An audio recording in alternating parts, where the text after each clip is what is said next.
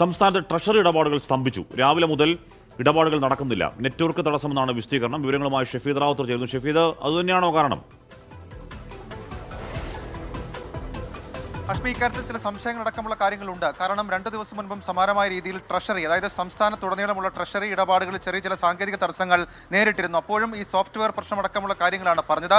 ഈ ജീവനക്കാർക്ക് ലോഗിൻ അടക്കമുള്ള കാര്യങ്ങൾ ചെയ്യാൻ കഴിയാതെ വരികയും 2 ദിവസം മുൻപ് കുറച്ച് സമയത്തിന് ശേഷം അത് പരിഹരിക്കപ്പെടുകയും ചെയ്തു. എന്നാൽ ഇന്ന് രാവിലെ മുതൽ ട്രഷറിയിൽ യാതൊരുവിധ ഇടപാടുകളും നടക്കുന്നില്ല എന്നുള്ളതാണ് ഏറ്റവും ഗൗരവമുള്ള കാര്യം. പ്രത്യേകിച്ച് ജീവനക്കാരുടെ അറ്റൻഡൻസ് ഉൾപ്പെടെയുള്ള കാര്യങ്ങൾ രേഖപ്പെടുത്താൻ കഴിഞ്ഞിട്ടില്ല. സാധാരണ ഇവരുടെ സിസ്റ്റം ഒക്കെ ഓപ്പൺ ചെയ്ത് ട്രഷറി ഓപ്പൺ അടക്കമുള്ള സോഫ്റ്റ്വെയറുകൾ വഴിയാണ് ഇവരുടെ ഇടപാടുകൾ അല്ലെങ്കിൽ അറ്റൻഡൻസ് അടക്കമുള്ള കാര്യങ്ങൾ രേഖപ്പെടുത്തി ഇടപാടുകൾ നടത്തുന്നത്. ശമ്പളം, പെൻഷൻ, അതേപോലെ തന്നെ ബില്ലുകളുടെ ട്രാൻസാക്ഷൻ അടക്കമുള്ള കാര്യങ്ങളാണ് പ്രധാനമായും ചെയ്യുന്നത്. ഇതടക്കമുള്ള ഒരു കാര്യങ്ങളും ചെയ്യാത്ത തരത്തിലേക്കുള്ള ഒരു പ്രതിസന്ധി ഇപ്പോൾ ട്രഷറിയിൽ ഉണ്ടായിട്ടുണ്ട്. അത് സംസ്ഥാനത്തുടനീളം വ്യാപിച്ചിട്ടുണ്ട് എന്നുള്ളതും ഏറ്റവും പ്രധാനപ്പെട്ട കാര്യം. ഏതായാലും ഉദ്യോഗസ്ഥരിൽ നിന്ന് വിവരം ശേഖരിക്കുമ്പോൾ ആ പ്രശ്നം എത്രയും പെട്ടെന്ന് പരിഹരിക്കാനുള്ള നീക്കം നടത്തുന്നുണ്ട്. സോഫ്റ്റ്വെയർ കംപ്ലൈന്റ് അതാണ് അത് അവരുടെ സോഫ്റ്റ്വെയർ കംപ്ലൈന്റ് ഇടയ്ക്കൊക്കെ ഉണ്ടാവാറുണ്ടെങ്കിലും അത് സ്ലോ ആവും, ചിലപ്പോൾ നിഴയും എന്നതിനപ്പുറം ഈ സോഫ്റ്റ്വെയർ കാരണം പൂർണ്ണമായി സ്തംഭിച്ചു പോവുക എന്നും ഉണ്ടാവാറുണ്ടോ ഷഫീദ്?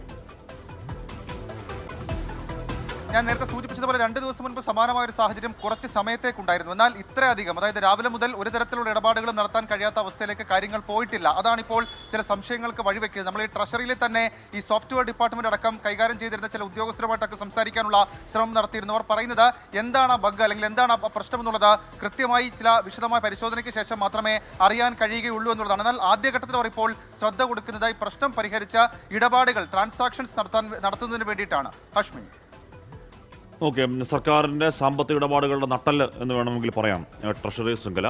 അത് ഇത്തരത്തിൽ സ്തംഭിക്കുന്നത് ഉണ്ടാക്കുന്ന ബുദ്ധിമുട്ട് ചെറുതാവില്ല, പ്രശ്നം പരിഹരിക്കട്ടെ. എന്നാൽ ഏറ്റവും വലിയ ഡേറ്റാബേസ് ഒക്കെ ഉള്ള അതിലാണ്. അപ്പോൾ അതിൻ്റെ സോഫ്റ്റ്വെയർ പ്രശ്നവും അത് താങ്ങാനുള്ള സെർവർ പ്രശ്നമൊക്കെ ഉണ്ടോ എന്ന് ഇതിപ്പോൾ ആദ്യമായിട്ട് സംഭവിക്കുന്നതല്ല. ഇത് കുറച്ച് നാളായി നേരത്തെ ഷഫീദ് പറഞ്ഞ പോലെ അങ്ങനെ ഇടയ്ക്കിടയ്ക്ക് സംഭവിക്കുന്നുണ്ട്. അതല്ല ഇനി അതിനപ്പുറം വല്ല പ്രശ്നമുണ്ടോ എന്ന് കൂടി വ്യക്തമാവട്ടെ.